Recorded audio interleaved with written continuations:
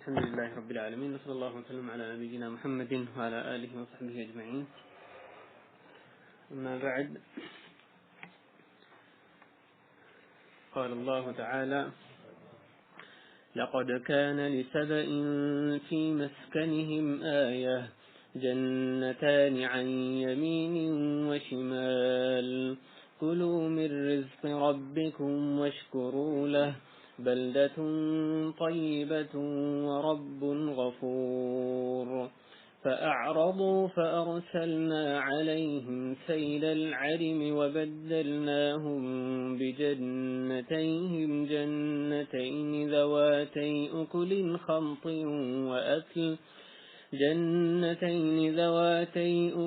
خمط وأثل وشيء من سدر قليل، ذلك جزيناهم بما كفروا، وهل نجازي إلا الكفور. وجعلنا بينهم وبين القرى التي باركنا فيها قرى ظاهرة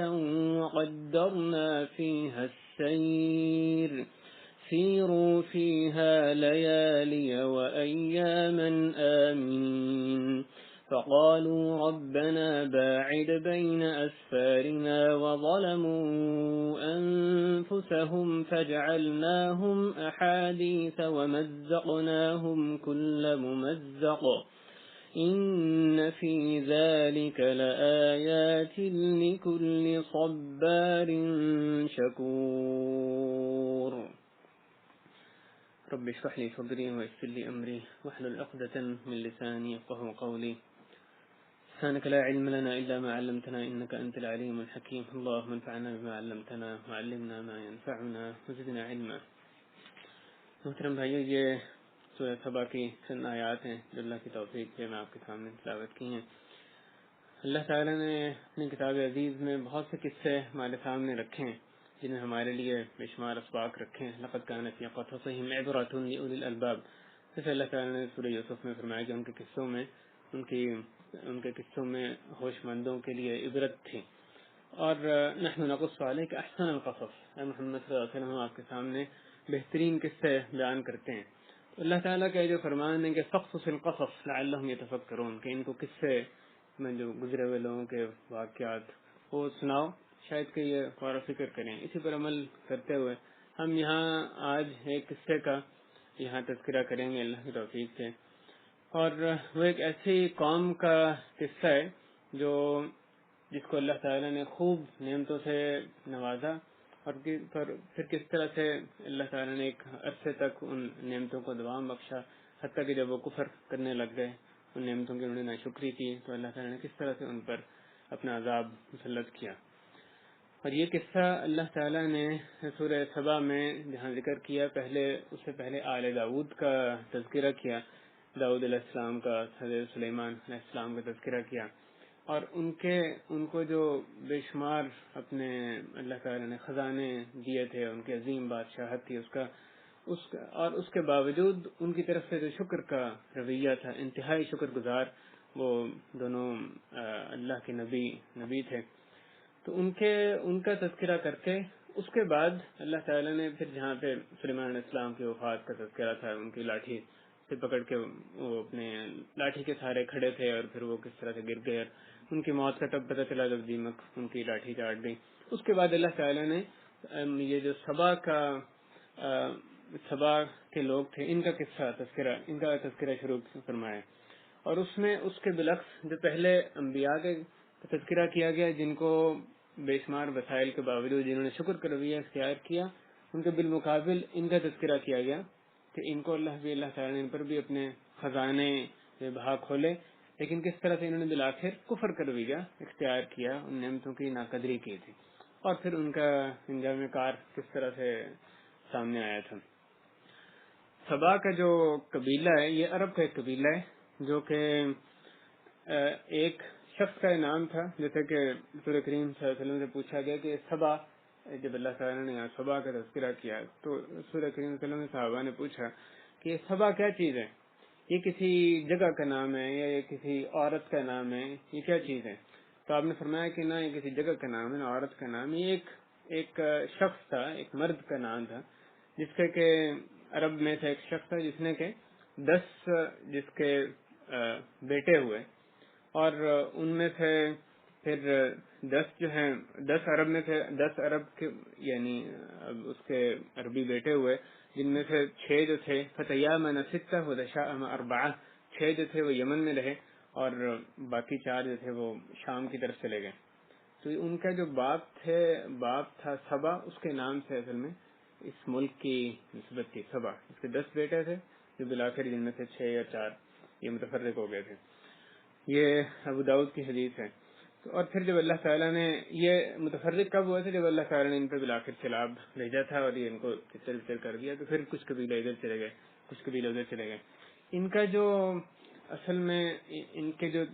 مدنیت یا جو تمدن تھا، جو تہذیب تھی، اس کا جو گھر تھا وہ معرب تھا، اور یہ شہر اس وقت بھی یعنی جغرافی میں معروف ہے۔ معرب کا جو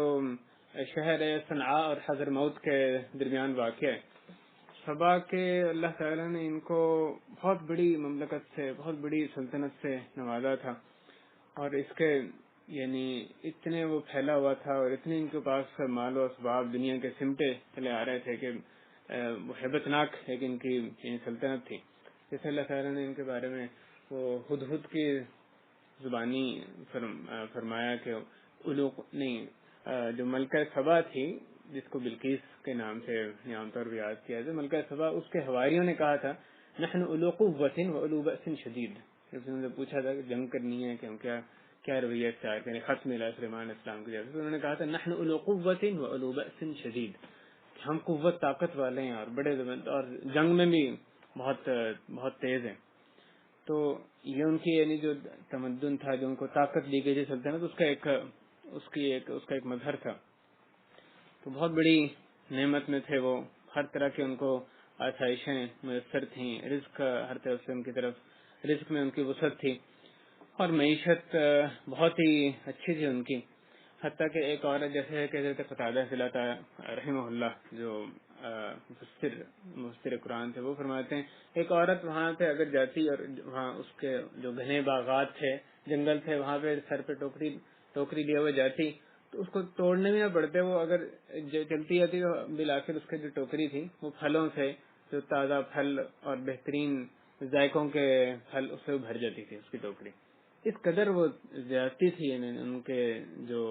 اچھے قسم کے پھلوں کی، اور اتنے اچھے وہ پکے ہوتے تھے، اس کو اتارنے والوں کی بھی ضرورت نہیں ہوتی تھی، اس کو بندہ چڑھ کے اتارے، وہ خود ہی پک کے وہاں سے گرتے آتے تھے، اٹھانے کی بھی آپ سے ٹوکری لے کے چلتے ہیں تو وہ جو ہے اس میں پھل خود بخود آتے جائیں گے۔ امام ابن کثیر رحمہ اللہ ان کے بارے میں لکھتے ہیں کہ ان کو اللہ تعالیٰ نے بہت سی نعمتوں سے نوازا تھا، اور پھر ان کی طرف کئی ایک رسول آئے جو ان کو حکم یہ دیتے رہے کہ وہ اللہ کی اطاعت کریں، اس کی اور ان نعمتوں کا شکر کریں، اور ایک عرصے تک وہ اس شکر کے رویے پر قائم رہے، اور بالآخر انہوں نے اس سے منہ موڑا، اور جس کے نتیجے میں اللہ تعالیٰ کا عذاب ان پر آ گیا، اور ان پر جو سیلاب اللہ تعالیٰ نے ان پر مسلط کر دیا، جس نے ان کو تتر بتر کر دیا تھا۔ لقد كان لسبأ في مسكنهم آية، ان آیات کی ابتدا ہوتی ہے کہ یقیناً سبا کے لیے ان کے مسکن میں، ان کی رہائش، ان کی بستی میں ایک نشانی تھی۔ ان کے یعنی جو ان کی جو شہر تھا معرب، اس کی طرف اشارہ ہے کہ اس میں ایک نشانی تھی، ایک نشانی تھی اللہ کی طرف سے کہ اللہ تعالیٰ کیسے عطا فرماتے ہیں اور کیسے خزانے کھول کے عطا فرماتے ہیں۔ جب بندہ کفر کرتا ہے، ناشکری کرتا ہے، تو کس طرح سے اس کو محروم کر دیا جاتا ہے، اس پر عذاب مسلط کیا جاتا ہے۔ اور اللہ تعالیٰ کی قدرت کی بھی ایک نشانی تھی کہ کوئی ہے جو اس زمین سے یا جو لکڑی سے پھل اتنا تازہ اور مختلف قسم کے مختلف رنگوں کے پھل اس سے نکال لے، اللہ کے علاوہ کیا کوئی یہ کام کر سکتا ہے؟ اللہ تعالیٰ فرماتے ہیں انتم تزرعونہ ام نحن الزارعون، تم یہ اگانے والے ہو یا ہم ہی اس کو اگانے والے ہیں۔ زراعت ٹھیک ہے تم کرتے ہو، لیکن یہ اگانا تمہارا کام ہے، تم تو تھوڑے ظاہری اسباب پورے کر لیتے ہو، باقی اصل میں اگانا ہمارا کام ہے، ہم اس کو نباتات کو اگانے والے ہیں، ہمارا حکم نہ ہو تو نہیں اگ سکتے۔ انتم تزرعونہ ام نحن الزارعون، تو اللہ کی قدرت ہے کہ وہ زمین سے، تنوں سے، جو لکڑی ہے اس سے، اور کیسے کیسے طریقوں سے پھل اور اس قدر یعنی جو لذت والے پھل ہوتے ہیں مختلف رنگوں کے کس طرح سے ان سے نکالتا ہے جن سے انسان لطف اندوز ہوتا ہے، تو ان کے مسکن میں یہ نشانی تھی اللہ تعالیٰ کی قدرت کی، اس کی عظمت کی بھی نشانی تھی۔ اور یہاں پر یہ بھی دیکھیں ان کے اپنے مسکن میں ہی یہ نشانی تھی، ان کے جو جگہ تھی فی مسکنہم آیا، ان کو یہ ساری چیزیں حاصل کرنے کے لیے کہیں اور نہیں جانا پڑتا تھا، ٹرانسپورٹیشن کے ذرائع مواصلات کی ضرورت نہیں تھی کہ کہیں اور سے وہ اپنا پھل اور اناج وغیرہ لے کر آئیں، بلکہ ان کے اپنی جگہ پر ہی وہ معرب میں ہی وہاں پر ہی ان کے اتنے بے شمار پھل اور اناج اگتا تھا کہ ان کو کہیں اور جانے کی اس کے لیے ضرورت نہیں تھی، وہ خود کفایت تھے اس سلسلے میں۔ فی مسکنہم آیا، ان کے اپنے مسکن میں ہی وہ اللہ تعالیٰ کی نشانی جو ہے موجود تھی۔ آگے اس نشانی کی تفصیل بیان کی، جنتان عن یمین و شمال، دو جنتیں تھیں، ایک دائیں طرف ایک بائیں طرف، دو باغ تھے، تو بہت اچھی قسم کے عظیم الشان باغ تھے، دو تھے، مراد یہ نہیں کہ صرف دو باغ تھے، ان کے پورے شہر میں دو ہی باغ تھے، بلکہ مراد یہ کہ ایک دائیں طرف پھیلی وسیع عظیم الشان ایک باغ یعنی مجموعہ تھا باغات کا، اور ایک بائیں طرف تھا، اور وہ جو مجموعے تھے باغات کے، جو بہت سے باغات تھے وہ اس طرح سے ایک دوسرے سے ملے ہوئے تھے، ان کے درخت ایک دوسرے پہ ایسے چڑھے ہوئے تھے، ساتھ ساتھ تھے، گویا کہ وہ ایک ہی باغ تھا، ایک بہت بڑا، ایک طرف ایک وہ دائیں طرف باغ تھا اور ایک ان کا بائیں طرف باغ تھا۔ معرب کا جو ان کی ساری بستی تھی، یہ دو پہاڑوں کے درمیان میں بستی تھی، وادی تھی، وادی معرب، اور اس کے دو اطراف میں، یعنی وادی کہتے ہیں اس میں، دونوں اطراف میں یہ پہاڑ تھے، تو دونوں جانب جس طرف پہاڑ تھے اس طرف بہت ہی گھنے اور عظیم شان ان کے یہ باغات جو ہیں واقع تھے، جس میں ہر قسم کے پھل اور ہر قسم کی وہ چیزیں ہوتی تھیں۔ اور اللہ تعالیٰ نے ان کو یہ صلاحیت دی تھی، ان کے بادشاہوں نے اور ان کے جو ہنرمند لوگ تھے، انہوں نے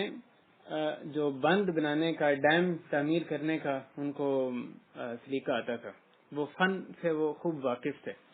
انہوں نے اس میں جو پانی وہاں پہ آتا تھا، وادی میں پانی آتا تھا اور جو اوپر سے بارش سے پانی آتا تھا، اس کو محفوظ کرنے کا انہوں نے طریقہ اپنایا، اور وہاں پہ عظیم الشان ایک بند جو کہ سد معرب میں، یعنی تاریخی ایک وہ فنکار، تاریخی ایک شاہکار تھا، اس کو تعمیر کیا، بہت ہی عظیم الشان وہ بند تھا، ڈیم تھا جو انہوں نے تعمیر کیا، سد معرب کے نام سے اس کو جانا جاتا۔ سد کہتے ہیں، سد یعنی روک دینے والی چیز، سد کہتے ہیں بند کو، سد معرب، معرب کا سد، تو انہوں نے سد معرب تعمیر کیا۔ آگے آ جائیں، اس جس کے نتیجے میں جو پانی تھا اس کی سطح بہت بلند ہو گئی، اور حتیٰ کہ پہاڑوں کے کناروں تک وہ پانی جو تھا اس کو اسٹور کر لیتے جہاں پہ ڈیم قائم تھا اس طرف سے، اور پھر سارا سال اس سے آبیاری ہوتی رہتی ان کے نباتات کی، ان کے باغات کی، اور سارا سال وہ ہریالی رہتی تھی، باغات جو ہیں وہ کوئی بھی موسم ایسا نہیں ہوتا تھا جب کہ اس میں سے پھلوں کی آمد جو ہے وہ رک جائے۔ تو یہ انہوں نے سد ایک قائم کیا تھا، جو کہ ان کے جو باغات تھے اس کا ایک یعنی بنیادی اس کی وجہ تھی، اللہ تعالیٰ نے ان کو یہ علم سکھایا تھا۔ اور کس طرح سے یہ پھل ایک دوسرے کے ساتھ جڑے ہوئے تھے، کیسے ان میں سے پھل، یعنی اللہ تعالیٰ نے اس کے لیے جنت کا لفظ استعمال کیا جس سے ظاہر ہوتا ہے کہ اللہ کی ان پر کیسی نعمتیں تھیں، تو اور ان پہ پھل گرا کرتے تھے کہ ان کو اتارنے کی بھی اس کی ضرورت نہیں تھی، اور انتہائی حسین اور کثرت کے ساتھ جو پھل ہیں وہاں سے گرا کرتے تھے۔ اور پھر ہمیں ایک طرف یہ تھے پانی جس کی بہتات تھی، دوسری طرف امن و امان تھا، اس کے بعد اور کیا چیز چاہیے تھی، یعنی خود کفایت، وہ خود سے ان کو کہیں جانے کی بھی ضرورت نہیں تھی، کچھ اپنے غلے کے لیے، اور ساتھ امن و امان قائم تھا جو کہ بستیاں آباد کرنے کے لیے ظاہر ایک بنیادی چیز ہوتی ہے۔ تو اللہ تعالیٰ نے بے شمار نعمتیں ان کو دے رکھی ہیں، اور اللہ تعالیٰ اس کے آگے فرماتے ہیں جنتان عن یمین و شمال، دو باغات کا ذکر کر کے پھر فرماتے ہیں کلوا من رزق ربکم واشکروا لہ، اپنے رب کے دیے ہوئے رزق میں سے کھاؤ اور اس کا شکر کرو۔ اب تمہیں یہ بھی میسر آ گیا، یہ بھی میسر، ساری نعمتیں میسر، اور کیا چیز چاہیے، سوائے کہ تم اللہ کی عبادت کرو۔ تو جو اللہ نے رزق دیا ہے اس میں سے تم کھاؤ اور اللہ کا شکر ادا کرو۔ یہاں پہ غور کریں، جو رزق کی نسبت ہے، رزق دینے کی، وہ اللہ تعالیٰ کے کس نام کی طرف کی گئی ہے؟ رب کی طرف۔ کلوا من رزق، یعنی رزق اللہ کہنے کے بجائے وہ بھی اور مقامات پہ ہے، لیکن یہاں پہ جو رزق ربکم استعمال کیا گیا کہ تمہارے رب کی طرف سے جو رزق دیا گیا اس میں سے کھاؤ اور اس کا شکر ادا کرو، کیونکہ جو رب کا لفظ ہے اس کے اندر یہ ساری چیزیں شامل ہیں، یعنی جو بھی اللہ تعالیٰ کے کرنے کے کام ہیں جو وہ بندوں کے ساتھ کرتا ہے وہ اس کی ربوبیت میں شامل ہے، وہ رب کے لفظ کے اندر شامل ہے، خواہ ان کو پیدا کرنا ہے، مارنا ہے، ان کو رزق دینا ہے، بارش برسانا ہے، جو کچھ بھی ان کو صحت دینا ہے، بیمار کرنا ہے، جو کچھ بھی ان کے تعلق سے جو کچھ بھی اللہ کے کرنے کے کام ہے جو وہ بندوں کے ساتھ کرتا ہے وہ رب کے اندر شامل ہے، اور اس میں اس کو یکتا جاننا، اس میں اس کی توحید قائم کرنا، اسی کو کہتے ہیں توحید ربوبیت۔ توحید ربوبیت کیا چیز ہے؟ ربوبیت جو ہے رب کے لفظ سے نکلا ہے، یعنی رب کی حیثیت سے اللہ تعالیٰ کو واحد جاننا، اس کو کہتے ہیں توحید ربوبیت۔ توحید کی مختلف اقسام ہیں، اس میں پہلی قسم یہ کہ اللہ تعالیٰ کے جو کرنے کے کام ہیں اس میں اس کو واحد جانا جائے، کہ کوئی اور اس کے ساتھ رزق دینے میں، باعث کھانے میں، کوئی بھی جو اور سارے کام میں بے شمار اس کے، ان میں کوئی اور اس کا شریک نہیں ہے۔ اور یہ وہ توحید ہے جس میں کہ مشرکین بھی اللہ تعالیٰ کو واحد جانتے تھے، عبادت میں شریک کرتے تھے، لیکن دینے کے معاملے میں، ربوبیت میں وہ اللہ تعالیٰ کو واحد جانتے تھے۔ تو یہ اللہ تعالیٰ نے اپنی ربوبیت کا ذکر کر کے اس سے استدلال کیا ہے الوہیت پہ، اپنی عبادت کرنے پہ۔ کلوا من رزق ربکم واشکروا لہ، اپنے رب کے دیے ہوئے رزق کی طرف جو رزق میں سے کھاؤ اور اس کا شکر ادا کرو۔ اب جب رزق دینے والا تمہارا رب ہے تو اب پھر اس کا تقاضا یہ ہے کہ تم عبادت بھی اسی کی کرو جو تمہیں رزق دے رہا ہے۔ ان ساری صفات میں یکتا ہے، ربوبیت کی صفات میں، رب ہونے میں یکتا ہے، تو اسی کی ذات ہی اس کے لائق ہے تم اس کی عبادت کرو، عبادت میں اس کے ساتھ کسی کو شریک نہ کرو۔ یہ اسلوب قرآن مجید میں بہت مرتبہ بہت جگہوں پہ اپنایا گیا، ربوبیت کا تذکرہ کر کے کہ اللہ تعالیٰ نے تمہارے ساتھ سارے احسانات تمہارے پر کیے ہیں، اب تم اس کے ساتھ کسی اور کو شریک کر رہے ہو، تو یہ تمہیں بات زیب نہیں دیتی۔ جو منعم ہے، نعمت دینے والا، اس کی نعمت کا شکر کا اعتقاد ہے کہ تم اسی کی عبادت کرو۔ کلوا من رزق ربکم واشکروا لہ، شکر میں ظاہر ہے پہلی چیز اس کی وحدانیت قائم کرنا ہے، اس کی جو نعمت ہے اس کو صرف اللہ کی طرف ہی اس کی نسبت کرنا، یہ بنیادی چیز ہے شکر میں۔ اگر کوئی باقی کچھ بھی شکر کے معنی کو بجا لے لیکن اللہ کے ساتھ شرک کر رہا ہے تو وہ سب سے بڑا کفر کر رہا ہے۔ تو واشکروا لہ میں سب سے پہلی بات توحید، جو توحید الوہیت یعنی توحید عبادت، کہ جیسے تم اس میں اللہ کو ایک مان رہے ہو کہ دینے والا ہے، اب تو تم نے کام کرنے عبادت کی جتنی بھی اقسام ہے، خواہ یہ نماز، روزہ، زکوٰۃ ہے،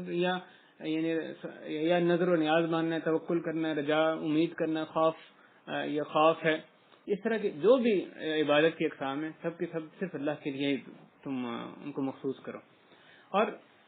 پھر اس میں یہ بات بھی شامل ہے شکر میں کہ جو اللہ تعالیٰ نے نعمتیں دیں اس کو اس طرح سے استعمال کرو جیسے کہ اس کے دینے والے کی مرضی ہے۔ اللہ تعالیٰ نے جو نعمت دی اس کو اس طرح استعمال کیا جائے جس طرح کے دینے والے نے کہا ہے، یہ بھی شکر کا ایک یعنی بنیادی عنصر ہے۔ زبان سے بھی اعتراف کیا جائے کہ دینے والا صرف اللہ تعالیٰ ہی، الحمدللہ صرف اللہ تعالیٰ ہی اس کے ثنا کے، حمد کے لائق ہے، اور عملی طور پہ بھی صرف اسی کی رضا میں ان ساری چیزوں کو استعمال کیا جائے۔ واشکروا لہ، اب اللہ تعالیٰ نے اس کے آگے پھر تذکرہ کیا بلدۃ طیبہ ورب غفور، کہ پاکیزہ اچھا شہر، اچھی بستی، اور معاف کرنے والا رب، کہ یہ ایک طیب بستی ان کو عطا کی گئی تھی جسے مفسرین نے لکھا ہے کہ مٹی بڑی زرخیز تھی، ایسی مٹی نہیں تھی جس میں نباتات ہی نہ اگ سکیں، انتہائی زرخیز، یعنی یمن کی اس سے زیادہ زرخیز شاید ہی کوئی اس وقت مٹی ہو، اور پھر پانی اس کا میٹھا، اور ہر طرح کی نعمتیں اس میں میسر، آب و ہوا اس کی ایسی تھی، جیسے اہل تفسیر نے اس میں لکھا ہے بلدۃ طیبہ، طیبہ کی تفسیر میں کہ اس میں طیب کس طرح سے اس کی مختلف شکلیں تھیں، اس طرح سے ان کی آب و ہوا تھی کہ اس میں یعنی بیماریاں بھی کم تھیں، انتہائی صحت مند اور معتدل آب و ہوا، نہ گرمی نہ ٹھنڈ، اور اس میں ایک طرف سے سوار جب چلتا تھا ایک شہر سے دوسرے کونے تک جا رہا ہے تو اس کا سورج سے سامنا نہیں ہوتا تھا، اور اس کا جو سائز ہے وہ یعنی علیحدہ اس کو نہیں ہونا پڑتا تھا، کیونکہ ہر طرف سے اس بڑے بڑے درختوں نے، پھل آور درختوں نے اس پوری وادی کو گھیرا ہوا تھا، اور اس کی آب و ہوا بھی ایسی معتدل تھی کہ اس میں یہ جو مچھر مکھی اور یہ کاکروچ اور اس طرح کے جو حشرات ہیں، موذی حشرات، ان کا بھی وجود نہیں تھا، تو انتہائی صحت مند، انتہائی خوشگوار موسم سارا سال اور وہاں پر رہا کرتا تھا۔ اس کو بلدۃ طیبہ، اس کی تفسیر میں یہ باتیں آتی ہیں کہ وہ طیب، ایک پاکیزہ، ایک خوشگوار وہ شہر تھا، اور وہ رب غفور، اور ان نعمتوں یہ جو تمہیں دی ہیں ان پر اللہ کا شکر ادا کرو گے تو رب معاف کرنے والا ہے، رب بھی معاف کرنے والا، یہ پاکیزہ شہر اور رب بہت معاف کرنے والا، اور رب غفور۔ اور اس کے نتیجے میں جب ان کی نعمتیں ملی ایک عرصے تک وہ اس کا شکر ادا کرتے رہے، لیکن بالآخر ایک وقت آیا جبکہ انہوں نے اس سے منہ موڑا، اور اس کا پھر نتیجہ کیا ہوا تھا؟ فَأَعْرَضُوا، انہوں نے اس سے منہ موڑا۔ کس چیز سے منہ موڑا؟ اللہ کی توحید سے منہ موڑا، اللہ کی عبادت سے منہ موڑا، اللہ تعالیٰ کے شکر سے منہ موڑا، ناشکری کرنے لگ گئے۔ جو بھی منہ موڑنے کے اللہ تعالیٰ کے احکامات سے روگردانی انہوں نے شروع کر دی۔ جب انہوں نے منہ موڑا تو پھر ان کا اللہ تعالیٰ کی طرف سے ان پر کیا عذاب مسلط کیا گیا؟ فَأَرْسَلْنَا عَلَيْهِمْ سَيْلَ الْعَرِمِ، ہم نے ان پر انتہائی اذیت ناک اور ایسا سیلاب جس کا کہ وہ مقابلہ بھی نہ کر سکے، ان پر سیلاب ہم نے چھوڑ دیا۔ تو ارسلنا علیہم سیل العرم، تو اللہ تعالی نے ان کو یہ ان کے کفر کی سزا دی کہ ان پر یہ جو بہت ہی ٹھاٹھے مارتا ہوا جو سیلاب تھا وہ آ گیا، اور وہی بند ڈیم جس کے ذریعے وہ فخر کیا کرتے تھے، جو ان کی معیشت کی اصل میں ریڑھ کی ہڈی کی حیثیت رکھتا تھا، جب اللہ تعالیٰ کے جب تک وہ شکر ادا کرتے رہے وہ بند اپنی جگہ پہ قائم رہا، ان کو فائدہ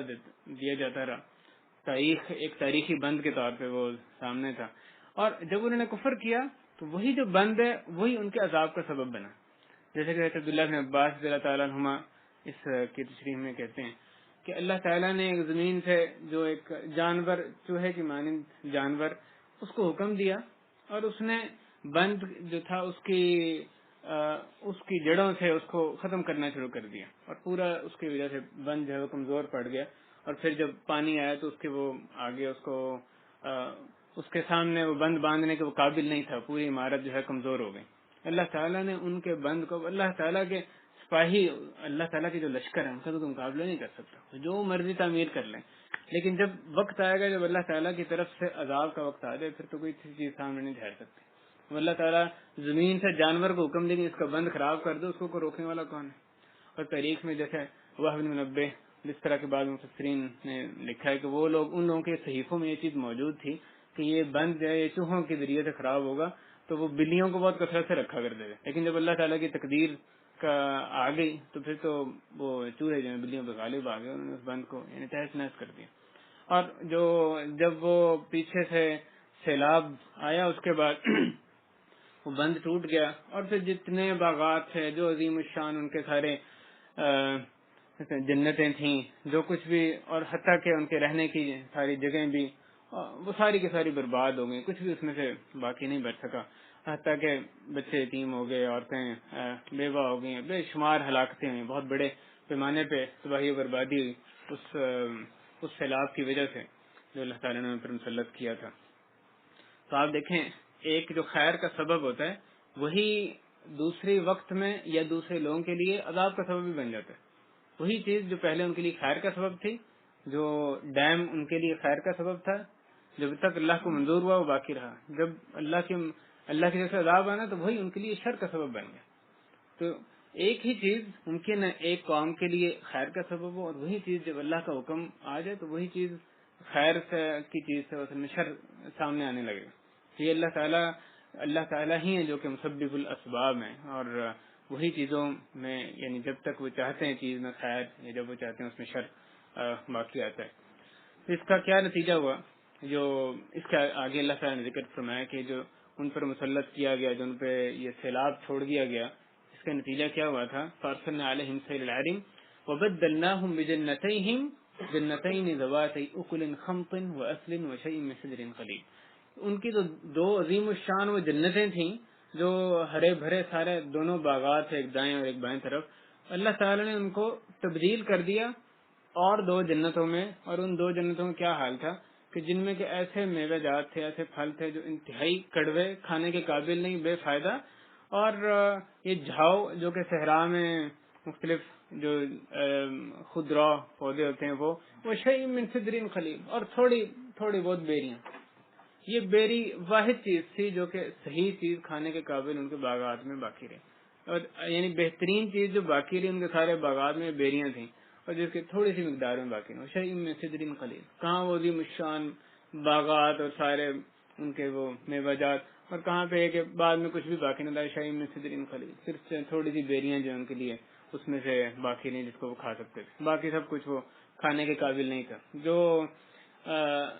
بہترین ان کے پاس درخت ہے اس میں یعنی کس طرح سے اللہ تعالی نے ان کو ایک بے مزہ پھل جس کو کھانے کے قابل نہیں تھا اس میں ان کے لیے اس کو تبدیل کر دیا تھا۔ حضرت قتادہ رحمہ اللہ فرماتے ہیں کہ اس قوم کے جو درخت ہے وہ بہترین درخت ہے، تو اللہ تعالی نے ان کے اعمال کے نتیجے میں ان کو بدترین درخت میں بنا دیا، اور جو ان کے خوب اگی ہوئی پھل آور جو جنتیں تھیں جس میں کہ وہ رہا کرتے تھے اور جس میں خوب وہ درخت آور تھی، اس کو دوسری جنتوں سے بدل دیا جس میں کہ یا پھل تھے ہی نہیں یا پھل تھے تو اس طرح کے جو کہ کھانے کے قابل نہیں تھے۔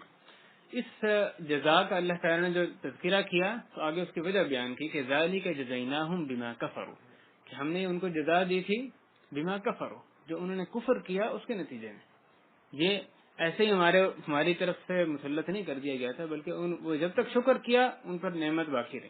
جب انہوں نے کفر کیا ہم نے ان کو یہ جزا دی تھی، ذالک جزیناہم بما کفروا وہل نجازی الا الکفور، اور کیا ہم ایسی جزا کفور کے علاوہ بھی کسی کو دیتے ہیں؟ کفور کہتے ہیں انتہائی جو کافر بندہ، انتہائی ناشکرا بندہ، یعنی ایک تو کسی انسان سے تھوڑا بہت ناشکری سرزد ہو سکتی ہے، اور ہم میں سے کون ہے جو اللہ کی نعمتوں کا کما حق کو شکر ادا کرتا ہے؟ کوئی بھی نہیں کر سکتا، لیکن کچھ نہ کچھ ناشکری ہو سکتی ہے۔ لیکن دوسرا وہ شخص ہے جو انتہائی ڈھیٹ قسم کا ہٹ درم وہ کافر ناشکرا ہے، تو اس کے بارے میں اللہ تعالیٰ فرمایا ہے کہ ہل نجازی الا الکفور، جو ایسا شخص ہے اسی کو ایسی ہم جزا دیتے ہیں جو کفر میں بہت بڑھ جائے، جس کی ناشکری کرنا جس کی دائمی صفت بن جائے، تو اس کی طرف سے اللہ تعالیٰ کی جو نعمتیں ہیں اس سے وہ سلب کر لی جاتی ہیں۔ اور اس میں اگر غور کریں تو ایک بہت ہی یعنی ہمارے لیے دھمکی ہے وہ ہل نجازی الا الکفور، کہ اللہ تعالیٰ نے ان کا ایک نتیجہ بیان کیا، پھر آگے کہنے کہ یہ تم یہ نہ سمجھنا کہ یہ ان کے لیے خاص تھا، ان پہ عذاب آ گیا اور کسی پہ نہیں آئے گا، یہ ان پہ اس لیے آیا کہ وہ کفور بن گئے تھے، وہ انتہائی سرکش یا ناشکرے بن گئے تھے، اور جو ناشکرا ہوگا اس کو ہم اس طرح کی جزا دیتے ہیں۔ یہ اللہ تعالیٰ کی ایک سنت ہے، یہ نہیں کہ ان پر ایک آ گیا اور بعد میں کسی پر نہیں آئے گا۔ ہمیں صبا پر کوئی فضیلت حاصل نہیں، نہ صبا کو ہمارے پر کوئی فضیلت حاصل تھی، ان کے ساتھ ان کا جو انجام ہوا وہی اس وقت جو ان کی کرتوتوں کے پیچھے چلے گا اس کا وہ بھی انجام ہو سکتا ہے۔ جب وہ کفور بن جائے گا، وہ کفر میں آگے گزر جائے گا، سرکش ہو جائے گا، تو اللہ کی نعمتیں اس کے ساتھ بھی باقی نہیں رہیں گی، اللہ تعالیٰ کا عذاب اس پر بھی آ سکتا ہے۔ لیکن اللہ تعالیٰ جو ہے وہ عفو درگزر فرماتے ہیں، اپنا فضل فرماتے ہیں، ورنہ جیسے اللہ نے فرمایا وَلَوْ يُؤَاخِذُ اللَّهُ النَّاسَ بِمَا كَسَبُوا مَا تَرَكَ عَلَى ظَهْرِهَا مِن دَابَّةٍ، کہ اللہ تعالیٰ اگر زمین پر جو لوگوں کے جو کرتوتیں ہیں، جو ان کی کرتوتیں ان پر ان کا مواخذہ فرمانے لگے تو زمین پر ایک بھی جانور باقی نہ چھوڑے۔ کوئی آسمان جیسے حضرت تعالیٰ نے فرمایا کہ آسمان سے بارش ہونا ختم ہو جائے، زمین اناج اگانا چھوڑ دے، لیکن اللہ تعالیٰ بہت سی چیزیں درگزر فرماتے ہیں، جیسے اللہ نے فرمایا وَيَعْفُو عَنْ كَثِيرٍ، بہت سی چیزیں درگزر فرماتے ہیں۔ اور لیکن بہرحال یہ جو معاصی ہوتی ہیں، معصیتیں اور جو ناشکری ہے، وہ اللہ تعالیٰ کی نعمتیں چھن جانے کا بہت اہم ترین اس کا سبب ہوتا ہے، اللہ کے عذاب کو دعوت دینے کا۔ انفرادی طور پہ بھی بندہ بہت دفعہ رزق جو اس کو ملنا ہوتا ہے اسے محروم کر دیا جاتا ہے اس کے اپنے گناہوں کی پاداش میں، اور اسی طرح اجتماعی طور پہ بھی قوم جب اللہ کی نافرمانی میں مبتلا ہوتی ہے تو وہ بہت سے جو رزق کے صورتیں ہوتی ہیں جو اس کے لیے لکھا ہوا آتا ہے فی الاصل، لیکن اس سے محروم ہو جاتی ہے، اللہ کا عذاب کی مختلف صورتیں اس پر آنے لگتی ہیں۔ تو بہت سے لوگوں کو اس طرح کھلی رزق ان کے پاس ہوتا ہے، لیکن جب وہ کفر کرتے ہیں تو وہ نعمتیں ان سے چھن جاتی ہیں۔ آگے اللہ تعالیٰ ایک اور ان کو جو نعمت دی گئی اس کا تذکرہ فرما رہے ہیں، وَجَعَلْنَا بَيْنَهُمْ وَبَيْنَ الْقُرَى الَّتِي بَارَكْنَا فِيهَا قُرًى ظَاهِرَةً، کہ ہم نے ان کے درمیان، سبا کے درمیان اور ان بستیوں کے درمیان جن میں ہم نے برکت فرمائی تھی، ہم نے ظاہر واضح بستیاں قائم کر رکھی تھی، واضح بستیاں رکھی تھی۔ اور اس سے یہاں جو فرمایا گیا ان بستیوں کے درمیان جن میں برکت فرمائی تھی، یہاں پہ بہت سے مفسرین نے اس سے مراد، جیسے امام مجاہد نے فرمایا، شام کا علاقہ لیا ہے، یعنی فلسطین کا علاقہ ہے، بیت المقدس، جس کے بارے میں اللہ تعالیٰ نے فرمایا بھی ہے سبحان الذی اسری بعبدہ لیلا من المسجد الحرام الى المسجد الاقصى الذي باركنا حوله، مسجد اقصی جس کے ارد گرد ہم نے برکت دی ہے۔ تو انہوں نے اس سے مراد کہ وہ بستیاں جن میں برکت فرمائی تھی شام کا علاقہ لیا، اور بعض مفسرین نے سے صنعاء کی بھی کوئی بستی مراد لی. بہرحال ان کی تجارت کے لیے ایک تو ان کے حضر میں جہاں وہ ٹھہرے ہوئے تھے وہاں پہ ان کو خوب عیش و عشرت تھی, ان کو نعمتیں میسر تھیں, اور پھر سفر کے دوران بھی دیکھیں کہ کیسی اللہ تعالیٰ کی نعمت تھی. جہاں انہوں نے جانا تھا وہ فلسطین کا علاقہ, کہاں یمن کہاں فلسطین, اللہ تعالیٰ لیکن ان پہ ان کی نعمت کا تذکرہ کر رہے ہیں کہ ہم نے وہ بستیاں جہاں پہ برکت فرمائی تھی فلسطین کے علاقہ, جب انہوں نے وہاں پہ جانا ہوتا تجارت کے لیے سفر کسی اور گھر سے سفر کرنا ہوتا تو ہم نے درمیان میں ایسی بستیاں بنائی تھی قرن ظاہرہ,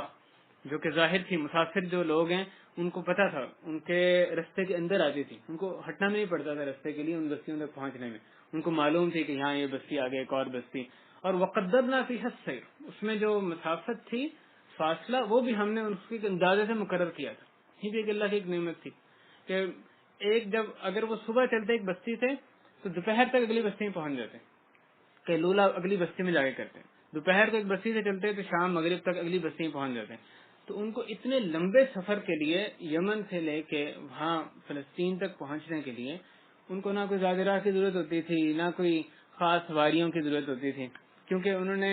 صبح چلنا ہے, دوپہر ایک اور بستی میں ہونا ہے جہاں پہ کہ پھر ہر قسم کا زیادہ راہ, ہر قسم کے امن و امان میسر ہے, اور دوپہر چلنا تو شام کو پھر اگلی بستی تک پہنچ جانا. یہ بھی اللہ تعالیٰ کی نعمت کا تذکرہ کر رہے ہیں. ایک تو بستیاں تھیں جو کہ عین ان کے رستے میں آتی تھیں قرن ظاہرہ, اور پھر ان کے دیوان اللہ تعالیٰ نے فاصلے ایسے رکھے تھے قدرنا فیہا السیر, جو کہ مسافرین کے لیے سب سے موزون یعنی موزون ترین مسافت تھی ان کی. ایک بستی کی دوسرے سے جو مسافت تھی فاصلہ تھا وہ انتہائی موزون تھا کہ ان کے ایک میں چلیں تو اگلے میں بر وقت جو ہے پہنچ جاتے تھے. وقدرنا فیہا السیر, اور اللہ تعالیٰ نے ان کو کہا کہ سیروا فیہا لیالی و ایاما آمنین, کہ اس میں راتوں کو دنوں کو امن و امان کے ساتھ تم سفر کرو, تم چلو.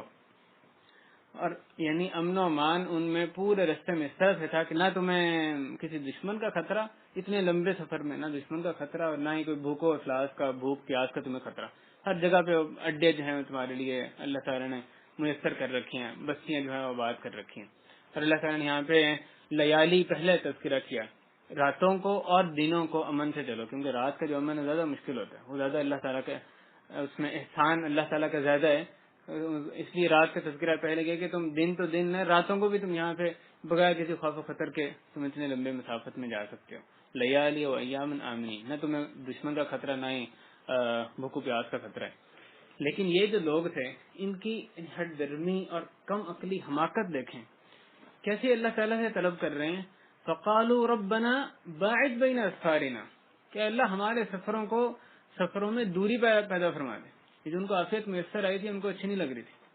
تو آپ نے دیکھا ان احمق آدمی کیسا یہ دیوانہ پن ہے کہ اللہ تعالیٰ کو کسی کو عافیت سے ایک چیز دے رہے ہوں, عافیت میں ہو, امن و امان میں ہو, آسانی کے ساتھ اس کو ایک چیز حاصل ہو رہی ہے, اس کو میسر اس کو موافق نہیں آ رہی, کہتا یہ مزہ نہیں آیا. ہمیں یہ جو بستیاں ہیں ہم ایک چلتے ہیں اتنی جلدی اگلے پہنچ جاتے ہیں, ہر طرف امن و امان ہے. تو گویا کہ ان کا جو پورے یہ سفر کرنے کا جو ایڈونچر تھا اس کا ٹیسٹ نہیں ان کو آتا تھا. جو ان کا ایک مزہ انہوں نے لینا تھا کہ اچھا وہ چاہتے تھے اپنے اوپر خود اعتماد کریں, ساتھ زیادہ راہ لے کے چلنا پڑے, اور جب جائیں تو پھر فخر کریں گے دیکھو جی ہم اتنا منافع کما کے آئے, وہاں سے تجارت کر کے آئے, جو کہ ایسے کھیل نہیں تھا, اتنے کھلے اتنے بڑے بڑے صحراؤں سے گزر کے گئے. تو اللہ تعالیٰ نے ان کو نعمت دی ہوئی تھی, اس کو کیسے ان کی طرف سے یہ نادانی اور حماقت تھی, یعنی ہٹ درمی تھی, تکبر تھا. کہنے لگے ربنا باعد بین اسفارنا, کہ اللہ ہمارے اسفار میں ہمارے سفروں میں دوری پیدا فرما دے, کہ اتنے قریب قریب بستیاں ہم نے امن و امان والی ہر طرف زیادہ راہ ہمیں نہیں چاہیے, ہمیں دور دور مسافت چاہیے. جیسے وہ بنی اسرائیل نے کہا تھا منو سلوا اتر رہے, منو سلوا اللہ کی طرف سے اتر رہا ہے, کچھ نہیں ان کو کرنا پڑ رہا ہے, جہاں پہ ہیں وہیں پہ من سلوا ہر قسم کا یعنی غذائیت سے بھرپور ان کو مل رہا ہے. لیکن کہنے لگے کہ نہیں قصہ وفومها وعدسها وصلیہ, ہمیں ترکاری پیاز لہسن اور جو دال ہے وہ میں چاہیے. تو اللہ تعالیٰ نے کو فرمایا تھا اتستبدلون الذی هو ادنی بالذی هو خیر, تم جو چیز ادنا ہے جو کم تر درجے کی چیز ہے تم اس کو لے کر آ رہے ہو, اس کے مقابلے میں جو خیر چیز ہے من و سلوا تمہیں نہیں چاہیے, تمہیں محنت کر کے تم کہتے ہو کہ ہمیں یہ پیاز لہسن وغیرہ چاہیے. اسی طرح یہ لوگ تھے, مشابہت دیکھیں دونوں اقوام میں. یہ لوگ ان کے اللہ تعالیٰ نے کیسے ان کی بستیاں مقرر کی تھی, سفر میں کیسے ان کو امن و امان دیا تھا, کہنے کے باعث بین اسفارنا وظلموا انفسهم, اور ان لوگوں نے اپنے آپ پہ ظلم کیا. اللہ تعالیٰ فرما رہے ہیں ان لوگوں نے اپنے آپ پہ ظلم کیا, وہ شرک میں پڑ گئے تھے. جیسے وہ ہدہد نے کہا تھا جو سلیمان علیہ السلام کے پاس، وہ بھی سبا کے ملک سے آئی تھی، تو کہنے لگی وَجِئْتُكَ مِنْ سَبَإٍ بِنَبَإٍ یقین، میں آپ کے پاس ہے. سلیمان کہنے لگی علیہ السلام، میں آپ کے پاس ملک سبا سے ایک یقینی خبر لے کر آیا ہوں. میں نے وہاں پہ ایک عورت کو دیکھی جو ان پر حکومت کر رہی ہے، اور اس کو ہر قسم کے مال و اسباب دیے گئے اور عرش عظیم ہے اس کے پاس. اور پھر کہنے لگی وجدتها وقومها يسجدون للشمس من دون اللہ، میں نے اس کو اور اس کے قوم کو دیکھا کہ وہ اللہ کو چھوڑ کے سورج کی پرستش کر رہے تھے. تو یہ ایسا ایسا یہ ناشکری میں حتیٰ کہ شرک میں پڑ گئے تھے اور اللہ کی عبادت چھوڑ کے ستاروں کی پرستش شروع کر دی تھی. جیسے کہ حدود نے خبر دی تھی، تو میں نے دیکھا کہ انہوں نے سورج کی پرستش شروع کر دی، اور آگے اس نے اپنی باقی رپورٹ پیش کی تھی کہ شیطان نے ان کے لیے ان کے اعمال برے اعمال مزین کر دیے اور ان کو صحیح رستے سے روکا ہے، لہٰذا وہ ہدایت پانے والے نہیں ہیں، ہدایت نہیں پاتے. تو انہوں نے اپنے آپ پہ ظلم کیا، ظلم انفسہم، اور شرک میں مبتلا ہو گئے، اللہ کی ناشکری کی. باعد بین اسفارنا وظلموا انفسہم فجعلناہم احادیث. اللہ تعالیٰ نے کیا انجام ان کا کیا، فجعلناہم احادیث، ان کو افسانے بنا دیا، یعنی ان کا وجود ختم ہو گیا. افسانے، ایک وجود تھا اتنے زبردست تمدن یعنی تہذیب قائم تھی جس کا ایک روب دبدبا تھا، یہ فارس اور روم سے بھی اس وقت کہیں زیادہ بڑی تہذیب تھی، کہیں زیادہ صاحب ثروت لوگ تھے. پھر اللہ تعالیٰ نے ان کو احادیث، افسانے بنا دیا. احادیث یعنی لوگ ان کے بارے میں باتیں ایک دوسرے کو بتاتے ہیں کہ بھی ایک وقت تھا جس میں کہ کچھ صبا ایک ملک میں اس طرح کی تمدن اور تہذیب جو ہے وہاں پہ موجود تھی. تو صرف باتیں کی افسانے اور کہانیاں ان کے بارے میں باقی رہ گئی، ان کا وجود جو ہے وہاں سے ختم ہو گیا. احادیث ومزقناہم کل ممزق، ہم نے ان کو تتر بتر کر دیا. پہلے جہاں پہ وہ سارے اکٹھے تھے، ایک سلطنت کے تحت تھے، انتہائی طاقتور ایک قوم تھی، ان کو ہم نے تتر بتر کر دیا. جیسے حدیث میں بھی آیا کیونکہ ایک طرف 6 قبیلے ایک طرف چلے گئے، 4 ایک طرف چلے گئے، کوئی کہیں ہجرت کر گیا، کوئی کہیں ہجرت کر گیا. سیلاب آنے کے بعد کچھ باقی کچھ نہیں رہا تھا وہاں، ان کا گزارا ہی بڑا مشکل تھا. وہاں تھوڑی سی بیریاں باقی تھیں، سب وہ چیزیں جس پر اصل میں ان کی معیشت کا دار و مدار تھا، پورا وہ ڈیم ختم ہو گیا، سارے ان کے رہائشیں ہر چیز ختم ہو کے رہ گئی تھی. ممزقناہم کل ممزق. اور اس تعلق سے اللہ تعالیٰ نے ہمیں بہت سی جگہوں پہ اپنے کتاب عزیز میں ہمیں خبردار کیا ہے کہ جب بھی اللہ تعالیٰ کی کوئی قوم ناشکری کرے گی تو اس سے اللہ کی نعمتیں اس سے چھن جائیں گی. اللہ تعالیٰ نے مثلاً ذکر کیا صاحب الجنتین، وہ جس کا سورہ کہف میں ذکر ہے، ایک شخص جس کو 2 جنتیں دی گئی تھیں، اور ہر قسم کی اس میں عادت اکلھا ولم تظلم منہ شیئا، اس میں ہر قسم کے میوہ جات تھے اور کوئی اس میں کمی نہیں ہوتی تھی، اس کے اندر سے نہریں بھی پھوٹتی تھیں. لیکن اس بندے نے کفر کیا، شرک کیا، آخرت سے انکار کیا، تو کیا انجام ہوا تھا؟ وہ وہی کو بھی ثمر ہی، اس کا سارا جو ثمر ہے میوہ جات سب برباد ہو گئے تھے. اور وہ پھر کہنے لگا تھا یا علیہ کہ اے کاش میں اپنے رب کے ساتھ کسی کو شریک نہ کرتا. فرعون کا اللہ تعالیٰ نے ذکر کیا کس طرح سے وہ نعمت میں کیا چیزیں اس کو میسر نہیں تھیں. جب اس نے کفر کیا، اللہ کے رسول حضرت موسیٰ علیہ السلام ان کا انکار کیا، اللہ تعالیٰ نے اس کو کیسے تباہ و برباد کر دیا. اللہ تعالیٰ نے فرمایا کہ اخرجناہم من جنات وعیون وکنوز ومقام کریم، ان کو جو جنتوں سے اور چشموں سے ہم نے نکال لیا، اور خزانوں سے مقام کریم اور کرامت والا تکریم والا جو مقامات تھے ان سے ہم نے ان کو باہر نکال لیا. تو اللہ کی نعمت ان سے ختم ہو گئی. حود علیہ السلام جب قوم عاد کو انہوں نے بھی کہا تھا کہ واتقوا الذی امدکم بما تعلمون امدکم من انعام وبنین وجنات وعیون، کہ اللہ تعالیٰ نے تمہیں نعمتیں دی ہیں، جس اللہ نے تمہیں نعمتیں دی ہیں اس سے ڈرو، جس نے تمہیں یہ مال و اسباب دیے ہیں، تمہیں بیٹے دیے ہیں اور تمہیں جنتیں دی ہیں، چشمے دی ہیں، اس سے ڈرو. اور پھر جب انہوں نے انکار کیا تو کیا حال ہوا تھا، اور ہم جانتے ہیں قوم عاد پہ اللہ تعالیٰ کا یعنی کیا عذاب آیا تھا. تو اللہ کے درمیان اور اس کے کسی مخلوق کے درمیان کوئی نسب نہیں ہے، کوئی رشتہ داری نہیں ہے. جو اللہ کا شکر کرے گا اس کو نعمتیں ملیں گی، جو کفر کرے گا وہ تباہ و برباد ہوگا. اور یہ مخلوق انتہائی بے وقت ہے اللہ کے سامنے جب وہ اس کی معصیت کرے. اللہ تعالیٰ کے نزدیک اس کی کوئی وقت نہیں ہے، اللہ تعالیٰ اس کو تباہ و برباد کر دیتے ہیں جب اس کی نافرمانی، اس سے اللہ کی احکامات سے روگردانی کرتا ہے، اس کا کفر و شرک شروع ہو جاتا ہے. تو پھر اس میں اس کی جو نعمتیں حاصل ہوتی ہیں ان کے لیے ان کو دوام نصیب نہیں ہوتا. آخر میں اس کی اور بھی مثالیں قرآن میں ملتی ہیں. آخر میں اس قصے کے آخر میں اللہ تعالیٰ فرماتے ہیں ان فی ذلک لآیات لکل صبار شکور، کہ اس میں یقیناً بہت سی نشانیاں ہیں ان لوگوں کے لیے جو کہ بہت صبر کرنے والے اور بہت شکر کرنے والے ہیں۔ اس پر اس قصے کا اختتام ہوتا ہے۔ اور نشانیاں کس کے لیے ہیں؟ صبار اور شکور، جس میں دو صفتیں ہوں گی وہ اس سے عبرت حاصل کرے گا، اس کے لیے اس میں بہت سی نشانی ہیں۔ صبار یعنی جس کی صبر کرنا اس کی دائمی صفت ہے، شکور دونوں مبالغت کا سیکھیں، صبار جو صابر سے مبالغت کا، شکور شاکر سے مبالغت کا سیکھیں۔ تو انتہائی صبر کرنے والا، انتہائی شکر کرنے والا جو شخص ہے اس کے لیے اس میں بہت سی نشانی ہے۔ جو صبر کرتا ہے اللہ تعالیٰ کی طرف سے جو مصائب نازل ہونے پہ صبر کرتا ہے، اللہ کی اطاعت کرنے پر اپنے آپ کو اللہ کی اطاعت پہ جمائے رکھنے پر صبر کرتا ہے، جو اللہ تعالیٰ نے جن سے منع کیا ان سے اپنے آپ کو روکی رکھنے پر صبر کرتا ہے، تو جو صبر کی ساری صورتیں اس پہ وہ پورا رہتا ہے اور ہر قسم کے شکر کے تمام معنی کے ساتھ اس کو بھی بجا لاتا ہے، اللہ کا شکر کرنے والا بندہ ہے، اس کے لیے اس میں نعمتیں رکھی ہیں۔ انسان کا یہ مومن کا معاملہ ہوتا ہے، یا وہ صبر کرتا ہے، شکر کرتا ہے، اس کو نعمت ملتی ہے شکر کرتا ہے، نعمت چھن جاتی ہے تو وہ اس پہ صبر کرتا ہے، دونوں چیزوں میں اس کے لیے خیر ہی خیر ہوتی ہے۔ یہ بھائی اس کا اختتام ہوتا ہے۔ اور اللہ تعالیٰ کی جو یہ شکر ہے وہ اس کی توحید کے ذریعے ہوگا، کفر کے ذریعے جو کہ اہل فساد پھیلانے کی کوشش کرتے ہیں، کبھی بھی دنیا بھی اس کے ساتھ آباد نہیں ہو سکتی۔ عفت کے ذریعے اللہ کا شکر ہوگا، فسق و فجور جو پھیلانے کی، بے حیائی اور یعنی پھیلانے کی کوشش کی جاتی ہے، اس کے ذریعے سے اللہ کا شکر نہیں ہوتا، وہ اس کے ذریعے سے اللہ کی نعمتیں چھن جاتی ہیں۔ اللہ تعالیٰ کا شکر جو عدل قائم کرنے سے، ظلم کے ذریعے سے اس کا شکر نہیں ہو سکتا، اور اس کے نعمتیں چھننے کا باعث ہوتے ہیں۔ اپنے جوارح، اپنے ہاتھ پاؤں کو اللہ کی معصیت سے روکی رکھنا، یہ شکر، اس کا نام شکر ہے، نہ کہ اپنے آپ کو مطلق العنان یعنی چھوڑ دینا۔ اور آخری چیز اس پر غور کریں کہ اللہ تعالیٰ نے فرمایا